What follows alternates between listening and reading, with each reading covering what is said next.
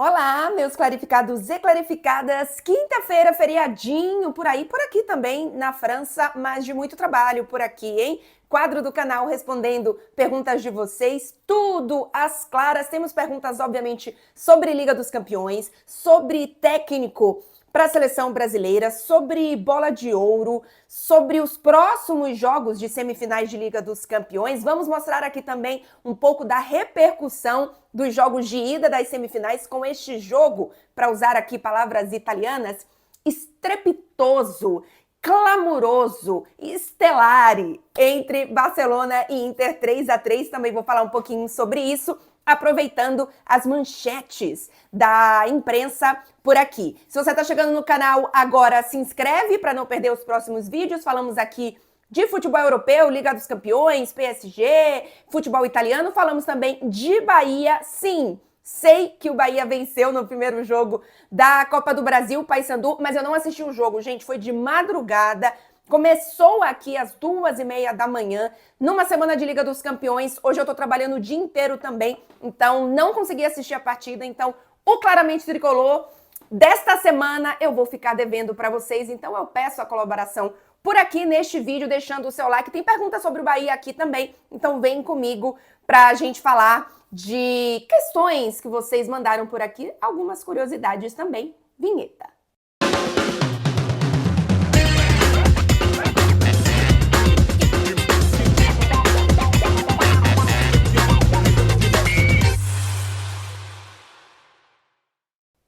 Muito bem, gente. A gente começa, como sempre, nesses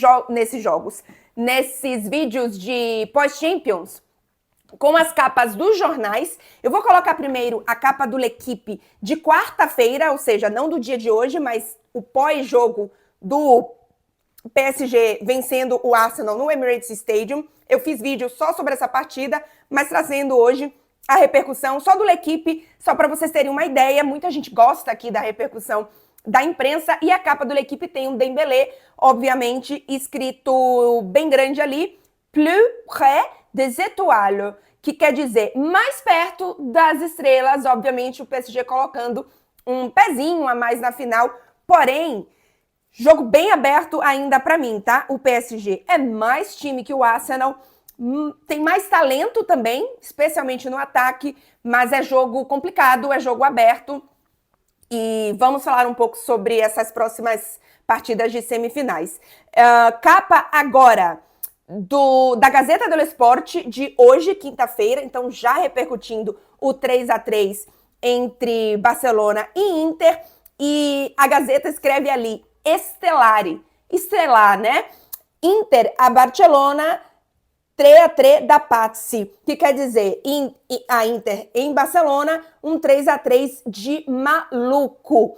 E coloca ali embaixo, Nerazzurri avante, ou seja, a Inter sai na frente, mas Yamal é um mago. Obviamente, se fala muito sobre Lamine Yamal em toda a imprensa por aqui, não só na França, não só na Itália, não só na Espanha.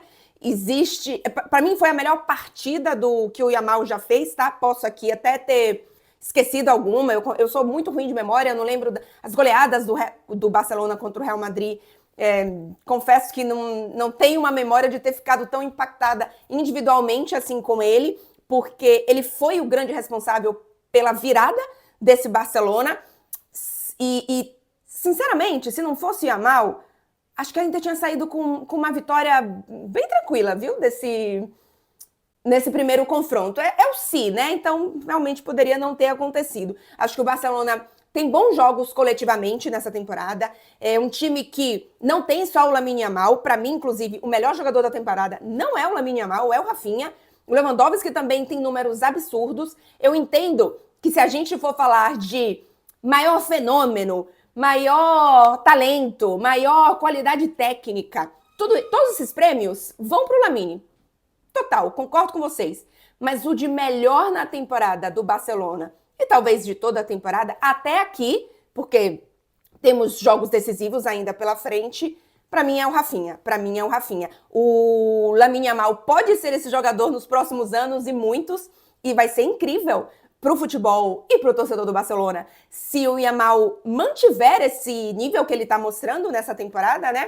Obviamente, vão ter partidas de gênio, de craque absoluto, como foi essa contra a Internazionale, mas só dele manter a grande temporada em outras temporadas vai fazer muito bem pro futebol, pro Barcelona. Então ele pode vir a ser esse cara mais regular durante toda a temporada, ser o melhor do time, mas considerando o impacto do Rafinha durante toda a temporada, e repito, não é ser o mais fenômeno, não é ser o mais habilidoso, não é ser o de mais técnica, não é ser o mais apaixonante, não é ser o mais habilidoso. E claro, tudo isso faz parte do futebol também, e eu entendo quem acha que é o Yamal, mas pra mim é o Rafinha ainda. Falei um monte do Rafinha aqui, do Rafinha.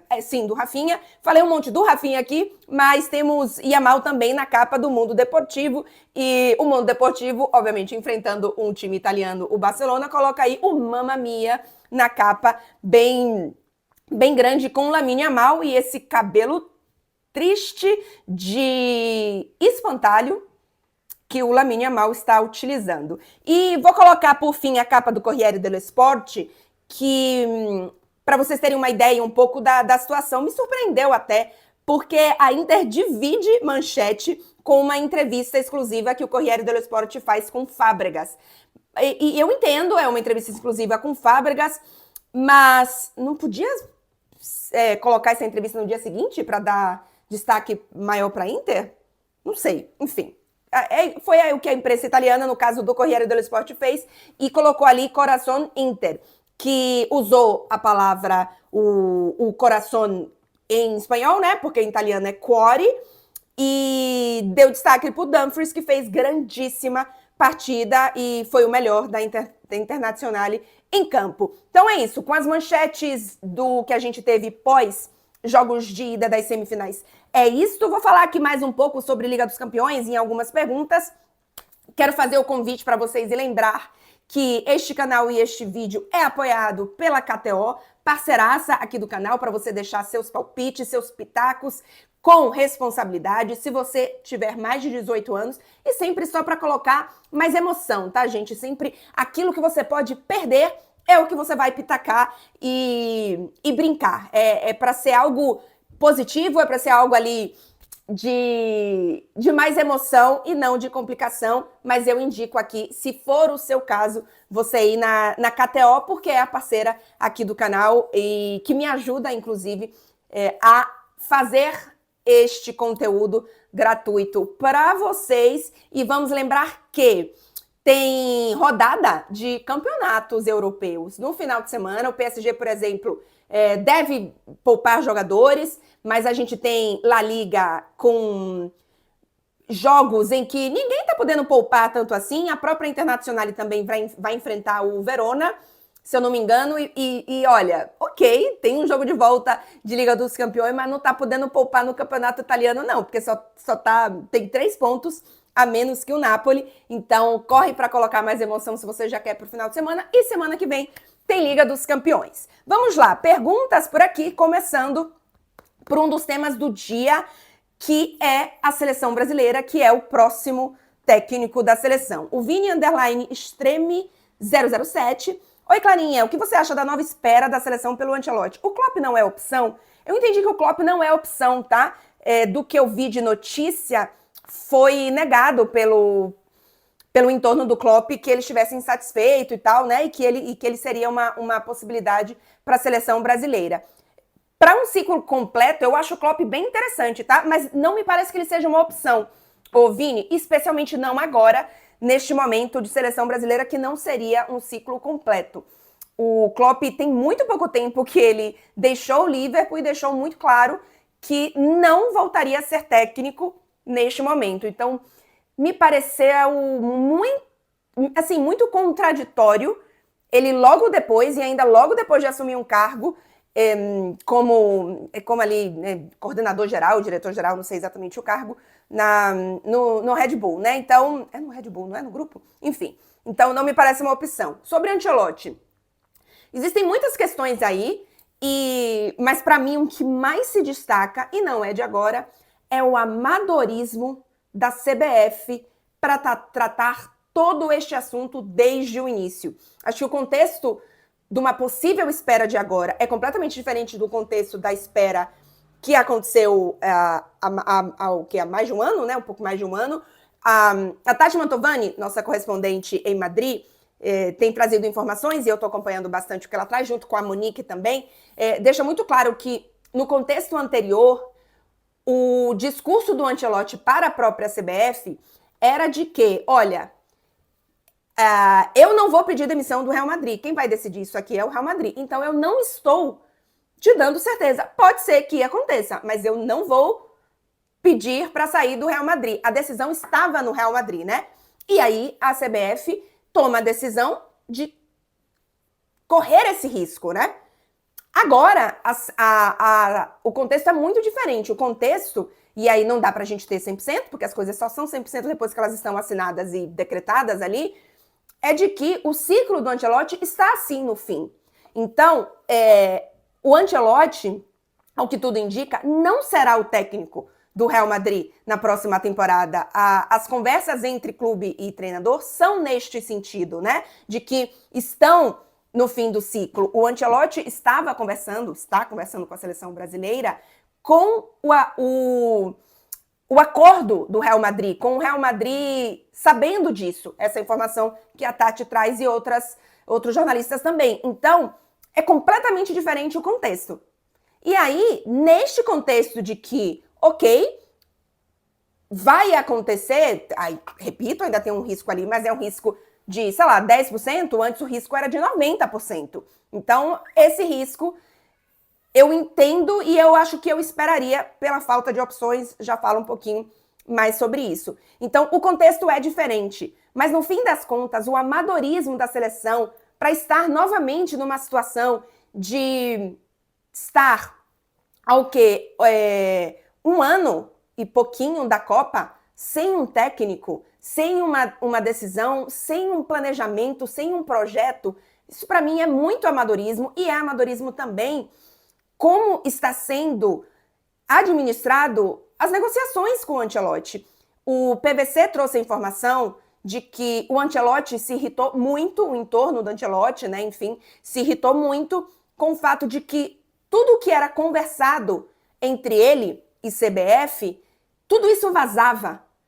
E, cara, assim, o Ancelotti, ainda que ele tenha dito, gente, então, ó, eu tô aqui no fim do ciclo do Real Madrid, eu já conversei com o Real Madrid e tô com o ok do Real Madrid para conversar com vocês, então vamos começar a conversar para entender o que é que vai acontecer, para entender o que é que a gente pode fazer, quais são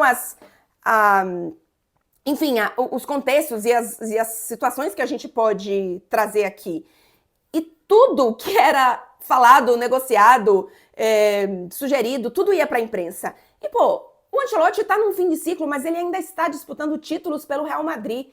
Então, imagina para o Ancelotti, que deve, obviamente, estar ali confiando na negociação, e para o Real Madrid, que está disputando um título ainda, está saindo em toda a imprensa que o Ancelotti está fechado com a seleção brasileira. Aí o clube vem, peraí, o Carleto, a gente liberou você conversar com a seleção brasileira, a gente já tem esse acordo aqui, né, de que estamos num fim de ciclo, mas peraí, né, a gente ainda tá no meio não, mas a gente ainda tá numa temporada buscando um título. Então, o amadorismo que a CBF mostra em todos os momentos, para mim, assim, é crucial para mim, na negociação. Dito tudo isso, eu esperaria o Ancelotti, mesmo sem Mundial de Clubes, tá? Quer dizer, mesmo sem Mundial de Clubes, mesmo sem ele assumir antes do Mundial de Clubes, né? Que é o que a CBF quer por conta dos 2 jogos de eliminatórias que são em junho. E o Ancelotti só assumiria depois.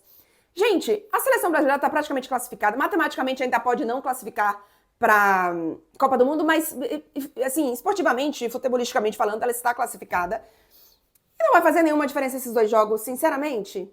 Assim, dá pro Ancelotti, mesmo sem estar lá oficialmente, sem ter assinado o papel, ter um acordo e já encaminhar o que seria uma convocação, enviar enviar um enviado para cuidar desses primeiros jogos, sabe? E depois entender que não vai ser só para uma Copa do Mundo, né? Você não vai contratar o Ancelotti em julho de 2025 e demitir ele em agosto de 2026, pós-Copa do Mundo, independente do resultado, né? Eu acho que você precisa ter um projeto a médio e longo prazo. O Ancelotti não vai ficar dificilmente pela idade. Bom, não imagino que ele fique 10 anos na seleção brasileira, mas você precisa entender que mesmo que não ganhe seleção, não ganhe Copa do Mundo no meio do ano que vem, que você tenha um projeto caminhando, né? Óbvio que se não der certo, o Ancelotti, sei lá, ele mesmo não se adaptar, ele mesmo não querer, óbvio que existem situações. Mas as coisas caminhando, evoluindo, o processo sendo bem feito, o que eu acho difícil por conta da CBF, mas tudo bem, não é um projeto para apenas um ano, né? Então, esses 2 próximos jogos, eu esperaria o Ancelotti, mas eu repito, para mim, o papelão aqui, o amadorismo aqui, tá mais uma vez com a CBF. Pergunta agora do Rafael Nogueira Franco. Muita gente perguntou isso. Se a final for PSG e Inter, como vai ficar a sua torcida? Gente, não escondo aqui de ninguém, estou torcendo para uma final entre PSG e Internazionale, porque o PSG, obviamente, me garante na final. Bom, a não ser que a TNT resolva mudar o perfil de escala, mas na teoria me garante na final trabalhando com o PSG. Eu sou correspondente na França, eu sou a pessoa que faz aqui, né? Eu sou setorista do PSG, mas a Internazionale, dentre todas as outras equipes que estão na Liga dos Campeões, é a equipe que eu mais conheço, é a equipe que eu mais entendo. Então, para mim, como jornalista, vai ser muito bom, porque vai ser uma final em que eu domino 100%. E assim, a Inter é uma equipe que fala muito italiano, então para mim também é muito bom, isso ajuda, eu acho que eu consigo contribuir mais com a cobertura. E eu torço muito pro futebol italiano, porque eu morei 6 anos lá, eu tenho uma ligação muito, muito forte com o futebol italiano. Então eu estou torcendo para essa final. Repito, profissionalmente, para mim, vai ser o máximo, porque a gente vai ter, imagino, outra pessoa cobrindo a Internazionale como a pessoa responsável pela Internazionale. Repito, a minha cobertura é de PSG, mas eu sou a pessoa que mais acompanho essa Internazionale há anos, né? Eu cobri o futebol italiano em loco por 6 anos, então profissionalmente para mim vai ser muito bom. Então eu estou torcendo por essa final e entre PSG e Inter, gente, eu vou torcer para o PSG por 2 motivos, tá? Primeiro, porque se o PSG é campeão da Champions, a chance de eu fazer uma cobertura de Supercopa é muito grande, porque a gente transmite Supercopa também. Então, se enviarem uma pessoa para fazer a Supercopa, muito provavelmente, ou existe uma grande chance de eu ser essa pessoa, e eu nunca fiz cobertura de Supercopa, até porque eu nunca estive na cobertura de uma equipe que foi campeã de Liga dos Campeões, então eu vou torcer para o PSG por isso. E a segunda coisa é que, para quem me conhece, para quem acompanha este canal há um tempinho mais, na Itália, eu tenho um carinho e uma coisinha com a Juventus, especialmente por conta do Buffon. Fora do Brasil, é a equipe que eu simpatizo, é a equipe que eu cobri no dia a dia, morando em Turim por 6 anos, então eu tenho um carinho absurdo pela Juventus, já tinha antes no Brasil, isso ficou muito forte quando eu morei em Turim. Eu tenho uma tatuagem aqui, que está escrito História de um Grande Amore, que é a história de um grande amor que eu tive com a Itália, com Turim, mas isso é um trecho do hino da Juventus, que, obviamente, não fiz a tatuagem por conta da Juventus, estou, inclusive, aqui catando ainda uma tatuagem para fazer do Bahia, porque não posso ter uma tatuagem que me liga a Juventus, que não me liga a Bahia, preciso de uma tatuagem para o Bahia, mas ainda estou tentando entender. E não quero fazer o escudo, eu gosto de umas coisas mais pelos cantinhos, sem ser uma coisa tão explícita assim. E História de um Grande Amor é um trechinho do hino da Juventus, que obviamente, como para mim significa a história de um grande amor que eu tive com a Itália, com o momento que eu vivi na Itália, uma coisa casou com a outra. Então, por esse motivo, eu também vou torcer para o PSG. Mas torcer loucamente, gente, assim, só pelo Bahia. Então, se a Inter ganhar, eu também não vou ficar arrasada. Não é o sentimento que o torcedor da Juventus, de verdade, vai ter com o sentimento que eu vou ter. O Kelvin Ulisses pergunta quem é o favorito para ganhar a Liga dos Campeões. E eu falei isso muito no meu vídeo de prévia das semifinais.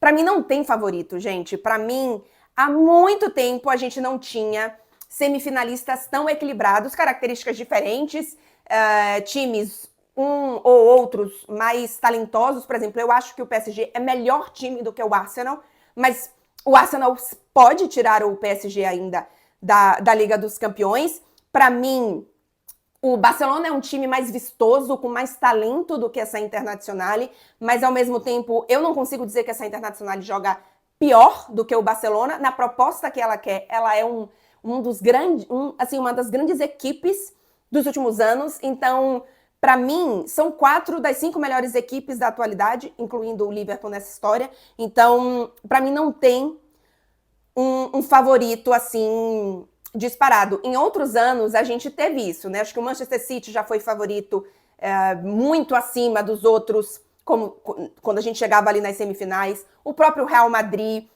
Normalmente a gente tinha ali um infiltrado, né? Para mim, o Dortmund da temporada passada é um infiltrado. O Villarreal de outros anos é um infiltrado. O Mônaco já foi esse infiltrado. Enfim, tem outros. Eu não vou lembrar aqui todas as temporadas, mas tem aí infiltrados, né? Temporada após temporada. E para mim, nessa, são 4 dos 5 melhores times da temporada, sendo que um deles tirou o outro quinto, que era o Liverpool, no caso do PSG tirando o Liverpool. A pergunta sobre Lamine Yamal, o Arthur Siqueira faz. Mesmo sem vitória, essa semi fez bem para o Lamine em termos de bola de ouro, concorda? Concordo, Arthur. Falei um pouquinho aqui no início sobre o Lamine Yamal e para mim foi a grande partida dele. Acho que individualmente ele coloca estrelinhas aí na bola de ouro, mas a gente precisa entender, o Barcelona vai passar? Se passar, ele seguirá sendo o cara dessa reta final, porque para mim, melhor da temporada é o Rafinha. Entendo, repito, o Yamal pode ganhar o prêmio de talento, de etc. Mas assim, fenômeno. Mas para mim, melhor da temporada é o... Eu tenho uma reunião em 10 minutos.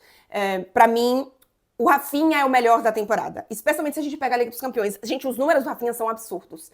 E então, eu acho que o Yamal coloca uma estrela e faz pontos nessa bola de ouro, porque é reta final, porque o povo tem memória curta, porque tem um hype de ser um garoto da base, e eu acho que aí tem um contexto de Barcelona que traz a história de que porque o raio caiu novamente aqui no Barcelona e tal. Então, eu entendo tudo isso. Mas pra mim, o prêmio, eu já nem ligo mais tanto pra esse prêmio, gente, mas pra mim, o prêmio não deveria ser sobre o maior fenômeno, porque senão, desculpa, nos últimos 15 anos o Messi tinha que ter ganhado todos. E não, né? E não, existem temporadas em que o Messi não foi o melhor, ainda que ele seja o mais talentoso. Gente, entrou uma abelha aqui, uma mosca, uma coisa gigantesca, que eu espero que ela não chegue perto de mim. Mas enfim, é um pouco por aí. A Marlene Carvalho pergunta se sou eu mesmo que monto os meus looks das transmissões. As roupas são suas? Marlene, sim, sou eu mesmo que monto os meus looks. A gente tem direcionamentos, né? Eu não posso entrar, sei lá, com uma blusa, sei lá, com um capuz brilhante, né? Tem um direcionamento. A gente normalmente usa camisas mais sociais ou que sejam camisas um pouco mais discretas, né? Por uma questão visual mesmo. E o terno, a gente tem um direcionamento de cores que a gente foge ali um pouquinho eventualmente, mas para eu entrar, por exemplo, com um terno verde no ar, eu preciso ter uma autorização que eu não tenho a priori. A priori eu já tenho uma autorização para terninhos pretos, azuis, azul escuro, azul um pouco mais claro. Na final da Champions Feminina do ano passado, por exemplo, eu usei um terninho rosa, que foi autorizado. Que mais? Eu tenho um terno vermelho, que eu já usei em coberturas em alguns momentos. Então, assim, tem um direcionamento ali, mais ou menos, do que a gente pode usar. Normalmente a gente tem uma verba para renovar algumas coisas, quando a gente precisa de terno. Por exemplo, normalmente as camisas, quando são camisas de transmissão, né, camisa socialzinha de botão, normalmente branca, azul, né, cores mais neutras, assim, a gente também tem uma verba da TNT. Mas de vez em quando são coisas minhas, né, eventualmente, por exemplo, MD-1, que às vezes a gente pode, não precisa usar o terno, né, não precisa usar uma camisa social, normalmente são roupas minhas mesmo. A pergunta aqui do Yus S991, qual o teto do Désiré Doué, se ele pode se tornar ídolo no PSG. Tem muito potencial, tá? É um garoto de 19 anos que faz sua primeira temporada no PSG. Ele já criou uma identidade muito grande com a torcida. Ele escolheu ir para o PSG. Ele tinha propostas, eu não vou lembrar agora, mas de outras grandíssimas equipes, grandíssimas mesmo, eu não vou lembrar agora de quem que era a proposta, mas ele escolheu o PSG. Então, é um jogador que criou essa conexão, que tem muita qualidade, é um jogador que tem o bichinho ali do talento, da habilidade, que é diferente de outros jogadores do PSG. Por exemplo, o Barcola tem ainda muito teto de crescimento, mas é um jogador mais de velocidade, de arranque. E o Désiré Doué, eu acho que ele tem um pouco mais de magia. Então, tem muitas possibilidades e é muito novo. E ele parece, do que a gente tem de recorte até agora, ser muito disciplinado e muito profissional. Então, tem um bom teto por aí. O M02 também pergunta sobre PSG. Claro, você também vai pela linha de que esse PSG das ruas encanta mais que o das esteiras, sem nenhuma dúvida. O time coletivamente é muito melhor, o time é muito mais conectado, os jogadores têm muito mais fome em campo, se entregam muito mais, tanto de atitude e de conexão ali, quanto taticamente. Então, eu não tenho nenhuma dúvida disso. Perguntas agora do Bahia, hein? Duas na sequência. Fabinho Cerqueira. Acha que nosso Bahia pode chegar até onde na Liberta? Fabinho, depende muito de sorteio de mata-mata. Porque se o Bahia pega um grandíssimo confronto nas oitavas, nas quartas, eu não sei se vai passar muito disso. Eu acho que tem qualidade para ser competitivo. A gente está vendo um Bahia que se encaminha, atenção, ainda não se classificou, mas se encaminha para uma classificação para as oitavas de final. E eu acho que é um time que pode ser competitivo. Mas a gente precisa lembrar que ainda que tenha uma sequência maravilhosa neste momento, teve triunfos no Campeonato Brasileiro, na Copa do Brasil e na Libertadores, eu acho que, e tem mais uma aí, né? Tem mais um aí no meio? Enfim, apesar dessa sequência de triunfos em competições diferentes, a temporada é longa, o elenco do Bahia não é maravilhoso, a gente não sabe ainda o que é que vem de reforço no meio do ano, mas o Bahia tem condições de ser... Se o elenco corresponder, gente, acho que temos muitas possibilidades de sermos competitivos, tá? Título não, gente. Para mim o Bahia não tá maduro o suficiente, não tá no pico ainda pra gente ter expectativa de título, tá? Essa é a minha opinião. E o Cauã Ribeiro, _752, pode se considerar que esse Bahia dessa temporada é melhor do que de outras temporadas? Cauã Ribeiro, sem nenhuma dúvida.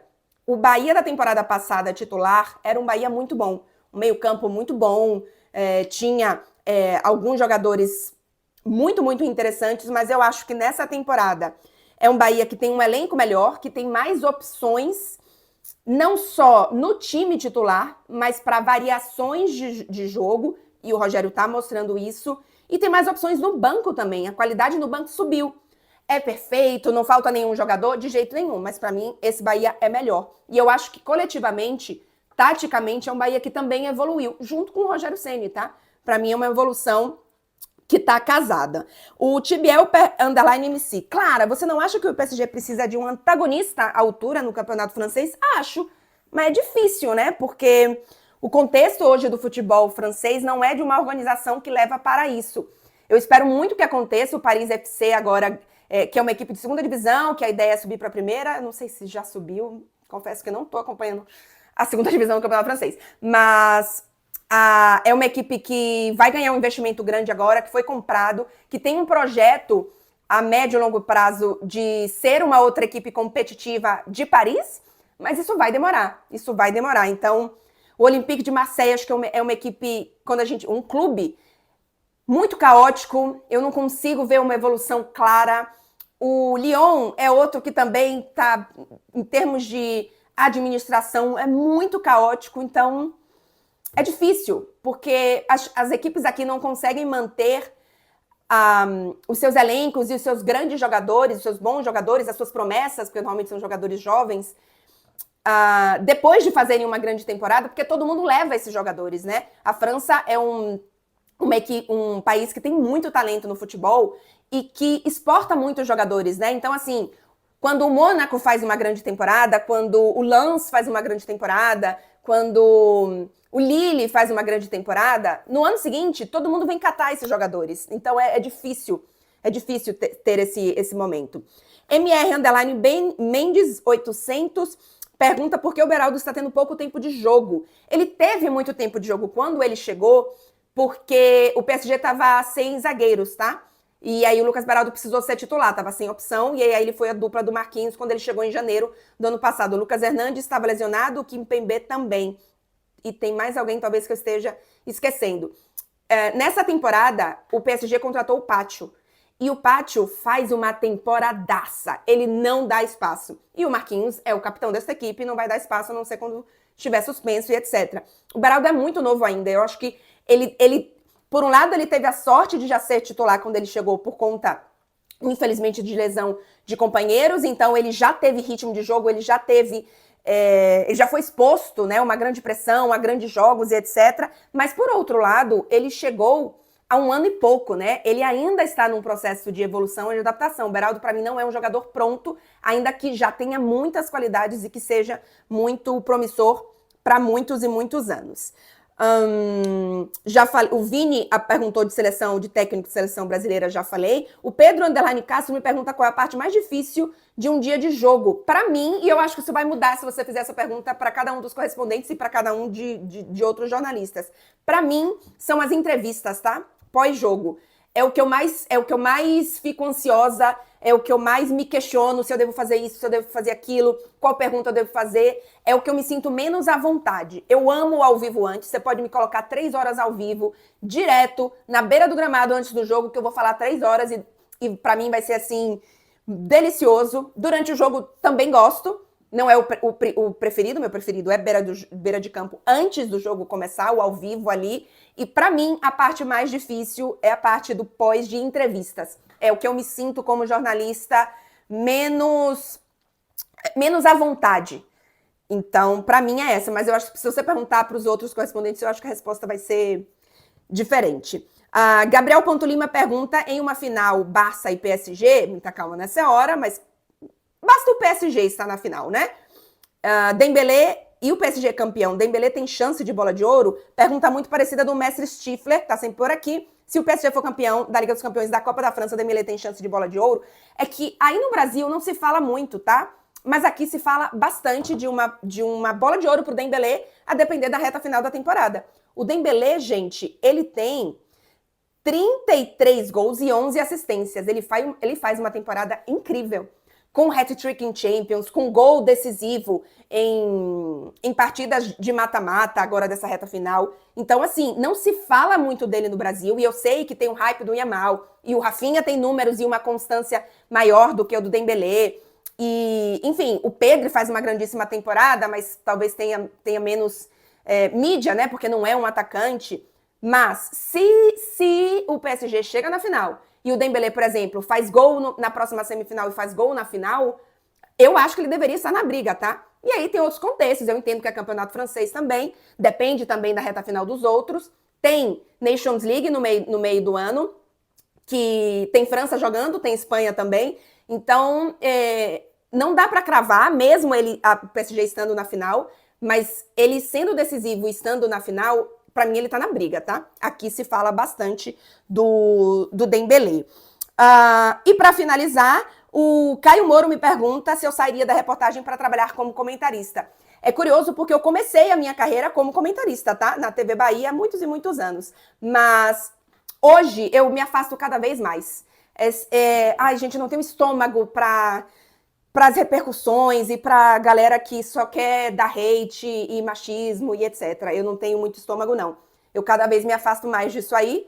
Mas enfim, né? Já foi uma coisa que eu fiz, então veremos. É isso, gente. O vídeo hoje tá um pouquinho mais curto, porque tenho muita coisa para gravar ainda. Já tô atrasada aqui para uma reunião que eu tenho que entrar. Vou pedir para vocês não saírem do vídeo sem deixar o like, super me ajuda, não custa nada para vocês. Se inscreve no canal e comentários por aqui. A gente volta em breve, que eu não sei quando será, mas semana que vem tem mais Liga dos Campeões. Tem Bahia no final de semana, BBMP, acho que é madrugada também, então não sei se eu vou conseguir gravar. Quem sabe tem um Claramente Tricolor na próxima segunda. Então é isso, gente. Preciso correr aqui porque eu tenho uma reunião. Tchau, gente!